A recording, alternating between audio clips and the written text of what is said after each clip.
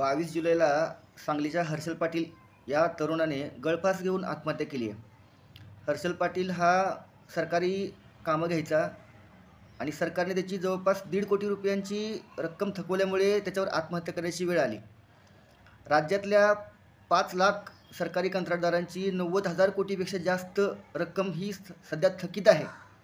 याची सुरुवात कुठून झाली? 2024च्या लोकसभा निवडणुकीत भाजपला पराभव पत्करावा लागला. महाराष्ट्रामध्ये लोकसभेच्या निवडणुकीत त्यांच्या जागा कमी आल्या. महाराष्ट्रात देशामध्ये त्यांना बहुमत मिळालं नाही. त्यानंतर कोणीही मागणी करत नसताना, कोणत्याही महिला रस्त्यावर आल्या नसताना भाजपने 2024ची विधानसभा निवडणूक डोळ्यासमोर ठेवून माझी लाडकी बहीण योजना समोर आणली आणि प्रत्येक महिलेला 1500 रुपये महिना ही योजना लागू केली आणि द्यायला सुरुवात झाली. त्याचे परिणाम आज आपण बघतोय. गेल्या 5 वर्षांमध्ये राज्यावरचं कर्ज डबल झाले. 2021ला 5,19,000 कोटी रुपये आपल्यावर कर्ज होतं. 2020-21ला 2021-22ला 5,76,000 कोटी झालं. 2022-23ला ते 6,29,000 कोटी झालं. 2020-21ला 5,19,000 कोटी कर्ज असणारं राज्यावरचं हा आकडा 2025-26ला 9,32,000 कोटीपर्यंत गेला आहे आणि हा आकडा असाच वाढत राहणार आहे. आज आपण शासनाला जर महिलाविषयी एवढी कळवळा असता तर अंगणवाडीच्या ज्या काही शिक्षक आहेत त्यांनी कितीतरी वेळा आंदोलनं केलीत. त्यांच्या पगारवाढी होत नाहीत. तर निवडणुका डोळ्यासमोर ठेवून शासनानं जे काय लाडकी बहीण योजना चालू केली त्याचे परिणाम आता आपण सगळे बघतोय.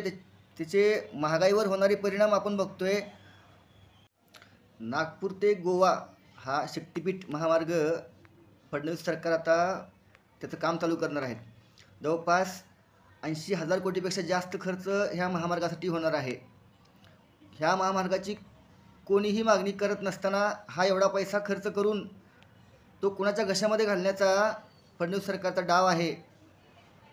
ह्याविषयी आपण जाब विचारला पाहिजे.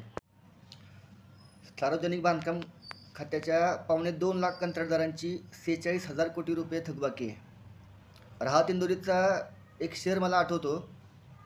अगर खिलाफ है होने दो जान थोड़ी है, अगर खिलाफ है होने दो जान थोड़ी है, ये सब दुआ है कोई आसमान थोड़ी है.